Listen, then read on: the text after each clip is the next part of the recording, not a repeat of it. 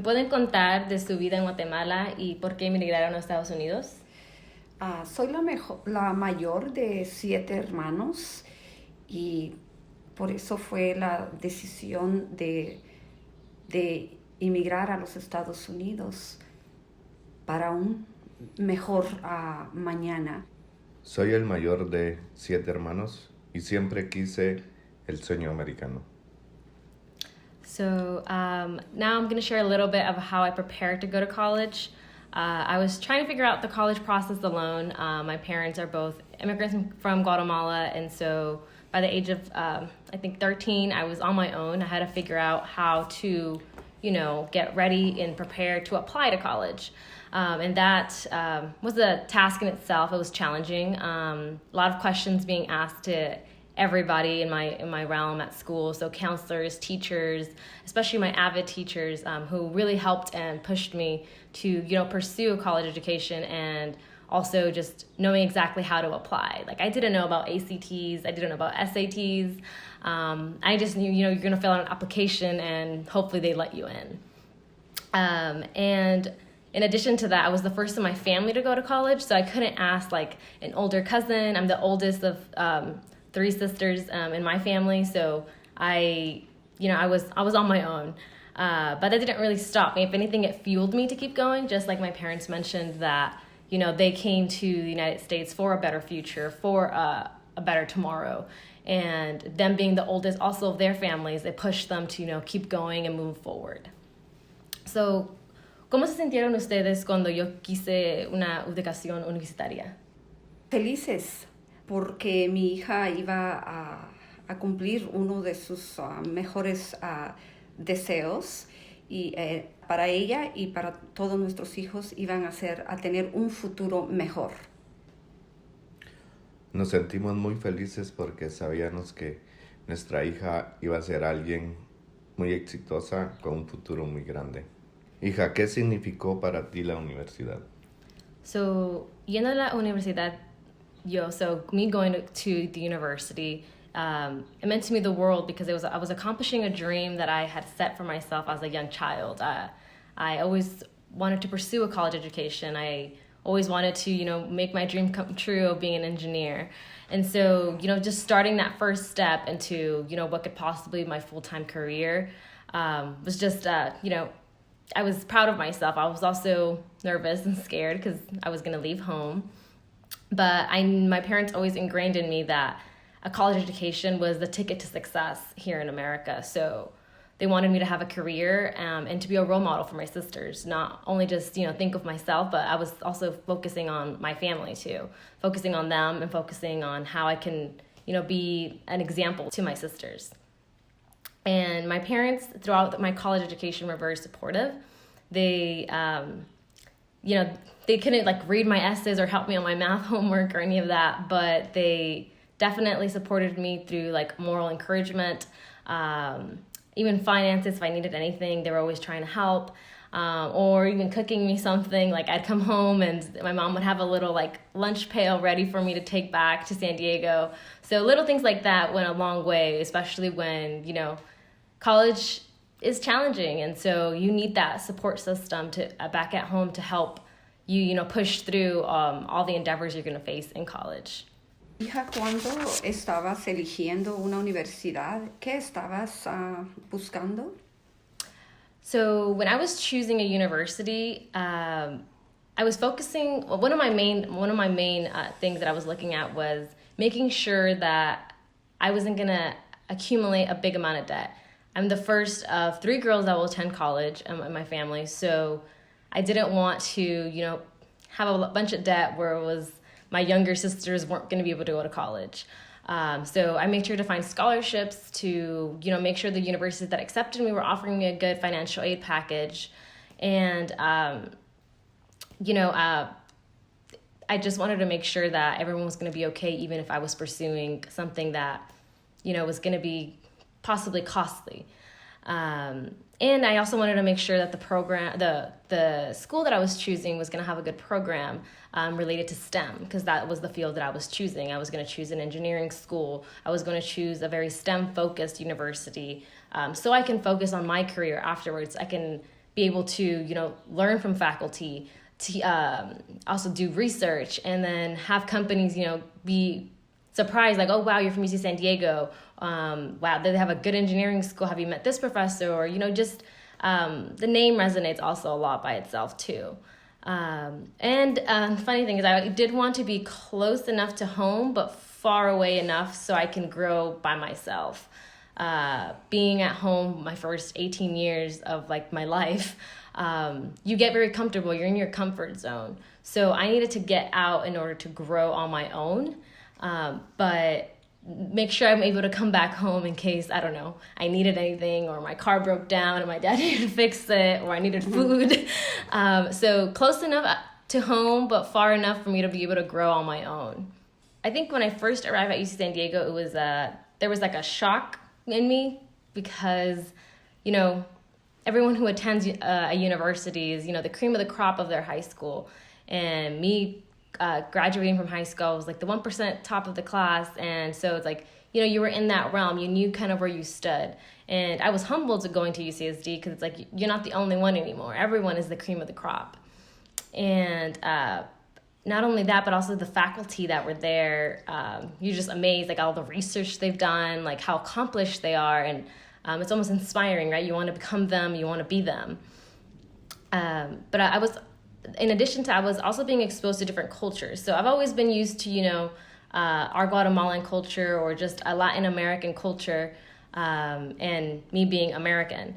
But now I'm getting exposed to different individuals from different cultures, like Indian or Chinese, like different cultures that, we're learning different things. We're trying each other's foods. We're talking about what our parents do, and there's similarities to different languages, and we're learning from each other and really creating that global aspect of now that, all the students call UC San Diego home. And navigating through college, I remember feeling like, especially my first year, feeling almost unprepared. So because we weren't taught anything related to, how to do college in high school. You're taught basically like, this is how you study, this is how you take an exam in high school, and, here are your grades. You're going to get a GPA at the end of the year, and, that's going to be what you're going to be using to apply to college. ¿Cómo te sientes estando fuera de casa, hija? So I was away from home. I think it was challenging because I was always like a family person, always hanging out with my parents or my sisters.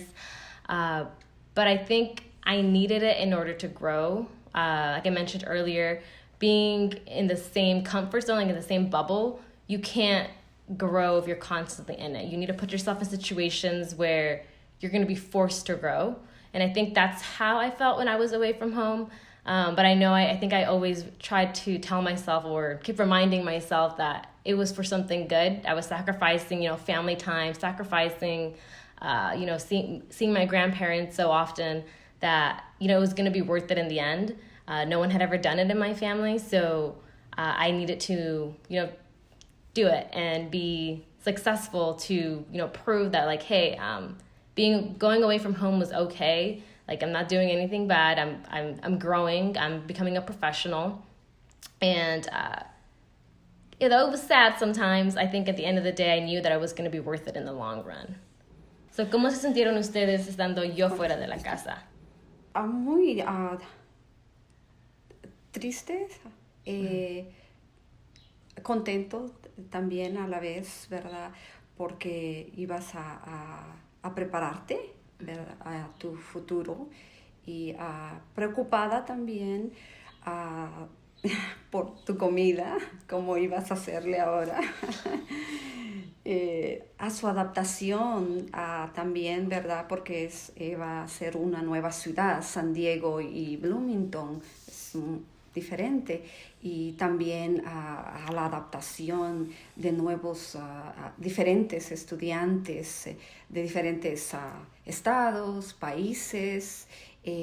Todo eso incluye la preocupación, pero confiaba en Dios que todo iba a estar bien, y en ti, de que ibas a salir adelante. Como lo mismo, por siempre estar fuera de la casa es una preocupación que todo padre creo que tenemos, pero siempre confiando en que todo iba a estar bien y todo lo que necesitara ella siempre lo tenía con nosotros. Hija, ¿qué aspectos de la universidad tú crees que te ayudaron a tener éxito? I was part of an organization called SHIP, so Society of Hispanic Professional Engineers. They were a group of individuals who were basically people of the same background, who were also studying engineering, something STEM related, that wanted to pursue a career as an engineer. So I resonated a lot with those individuals because we all had the same dream and came from a very similar background. Their parents were also immigrants, or they were from Latin America. And it was just, it was my home away from home. We were all cooked the same things. We all listened to the same music. It was just, like I mentioned earlier, it was my home away from home. And it made me feel like I wasn't alone. And I was with people that I was comfortable with. We shared similar interests and just made it easier to talk about things and to help one another. And in addition to, SHIP, I was also part of a program in Oasis called 2Excel and, Oasis tutoring also. I think Oasis tutoring played a big part because as a first-generation college student, I mentioned this earlier, where I felt underprepared going into college. I needed that extra help. I was there in every office hours, learning and engaging with my professors and my TAs, like making sure I understood the material.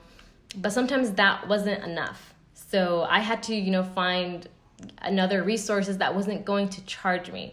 And I say that very specifically, like the charging part, like the financial part, because there were some students who had their own private tutors, but I knew I couldn't afford a private tutor. So I needed to find a way that I was going to get tutoring for free. And Oasis did that for me. They provided tutoring for me where I can go in and, get my questions answered, listen to a lesson in case I wanted it redone again, and get that extra help that I needed. And there was another program called CAMP that allowed me to do my first research experience at UCSD. And they focused on helping minorities specifically pursue research at UCSD or any UC college. It could branch out. I think every UC has that program. And it really just gives them the opportunity, to gain skill sets, gain that research experience, and, fill up their resume that you're going to need when you start applying to jobs or applying to internships.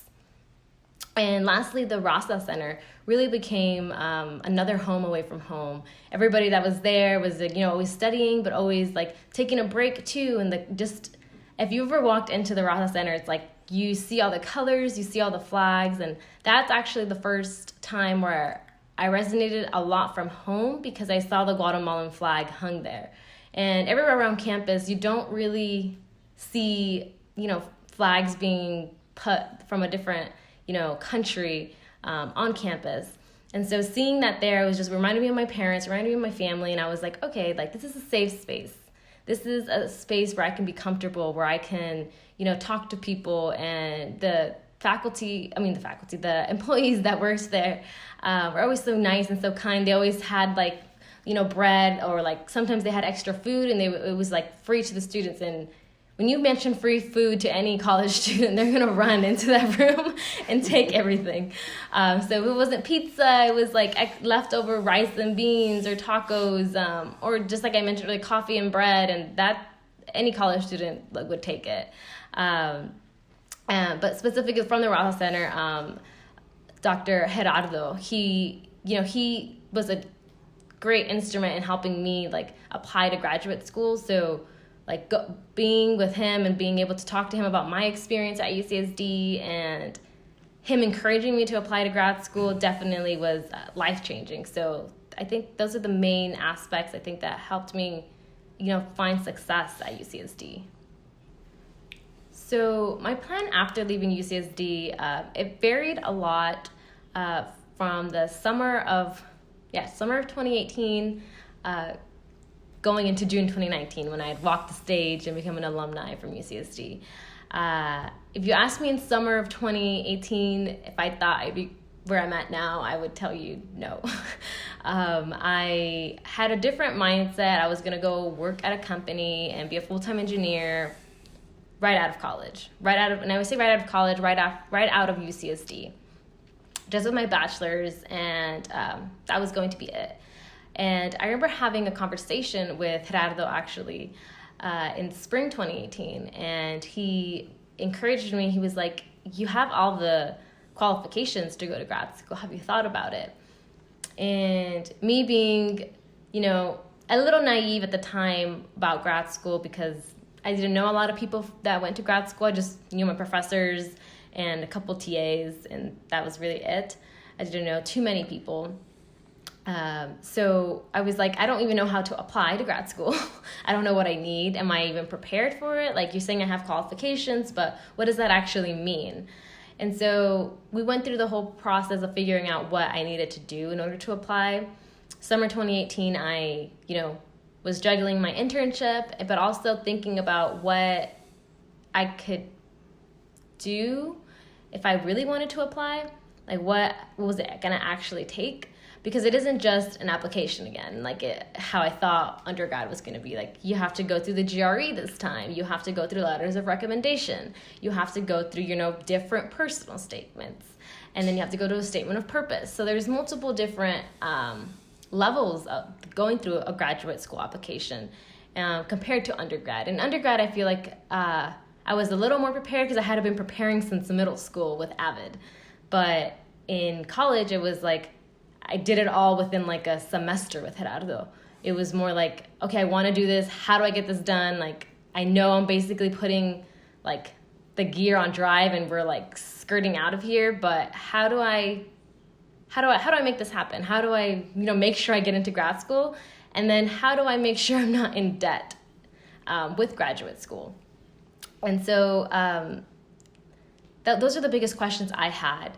And luckily, I got accepted into multiple schools, and I had the option to choose where I wanted to go, and that ended up becoming Carnegie Mellon University. Carnegie Mellon University is a prestigious university, private and well-known engineering schools. Their faculty take pride in their work, and it's honestly a privilege to be a part of. The program I'm pursuing at Carnegie Mellon University is Engineering Technology Innovation Management. And what that program is, it bridges together the engineering side of the school and the business side. And so it basically creates the next program managers, the next directors, basically engineering tech leaders. And so that's exactly what I want it to become. I am very technical, but I'm also very business-like. I want to be able to be in those meetings where decisions are being made. And I couldn't think of a better program to help me prepare for that in my future. So when I actually was applying to grad school, I remember not telling my parents exactly where I was applying. I just remember telling them, I'm going to go to grad school. It's an additional year, 2 years after, my bachelor's degree. And this is what I'm thinking of studying. I kind of just was very vague, didn't really go into details.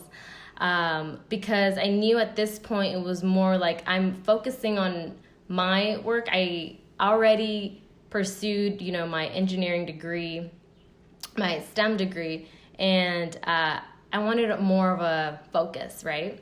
And so I didn't really tell them much, actually, when I was applying. I just told them I'm applying, and I'll let you guys know once the acceptances come in where I got in and where my decision is going to be made. And I think at the time I was just also being a little bit I was nervous about what was going to happen. I wasn't sure I was going to get in, so I didn't want to give them any false hopes of I'm going to go 20 minutes from home, or I'm going to be I don't know, somewhere across the country or, in a different country. And so I just kind of kept it private to myself because I knew they were going to support me regardless. And this was a decision I felt like I needed to do on my own.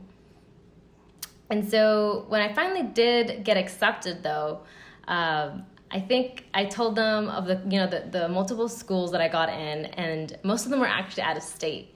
And so that was my biggest concerned when telling them because I mean I had gone to an internship out of state for 3 months, but I hadn't left home and been completely away from home. That was like not a 2-hour drive.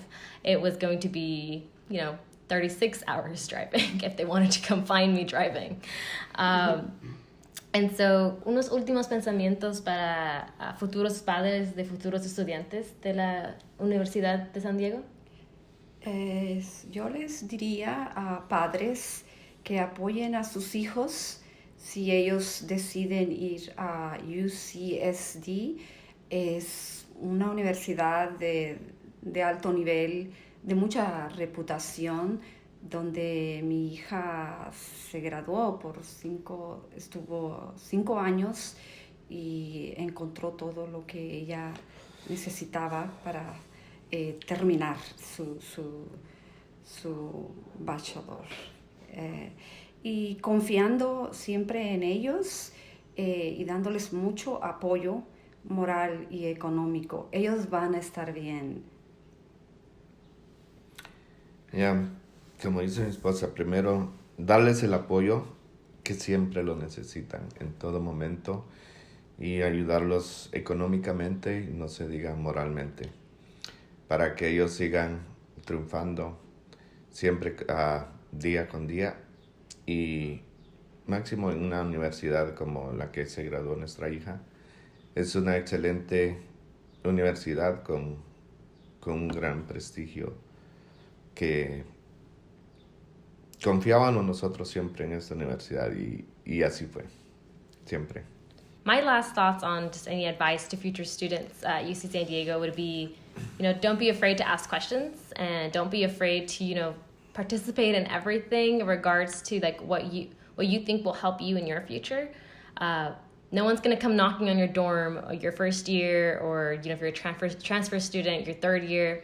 No one's going to come knocking on your door telling you, this is what you need to do in order to become an engineer. This is what you need to do in order to become a doctor. You're going to need to find those resources. And you're going to need to ask questions. Ask questions to your professors. Ask questions to faculty members. Ask questions in different, organizations like at the Raza Center or an Idea Center. And ask them, how do I, what's the track for this? How can you help me get there? Because that's what the institution is there for. They're there to help you and help to groom you into what you want to become. And so make the best out of those years. I was just talking to one of my friends the other day about, our time at UCSD, and it's some of the best years of your life. It will be challenging, it'll be hard, but at the end of the day, it's going to be worth it. So there'll be a few bumps on the road, so don't be afraid.